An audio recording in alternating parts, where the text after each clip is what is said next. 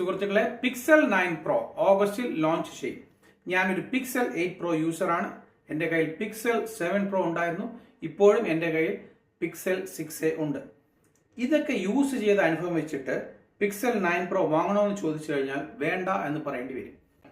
ഇതിന്റെ tensor G3 chipset struggling ആണ്, over heating ആണ്, ബാറ്ററി ഡിസ്ചാർജ് വളരെ കൂടുതലാണ്, അതുപോലെ തന്നെ ബാറ്ററി ചാർജ് ചെയ്യാൻ എടുക്കുന്ന സമയം വളരെ കൂടുതലാണ്. ഷവമി 14ന്റെ പ്രോസസ്സറായ സ്നാപ്ഡ്രാഗൺ 800 തേർഡ് ജനറേഷൻ അത് വെച്ച് നോക്കുമ്പോൾ ഇതിന്റെ പെർഫോമൻസ് വളരെ സ്ലഗിഷ് ആണ്.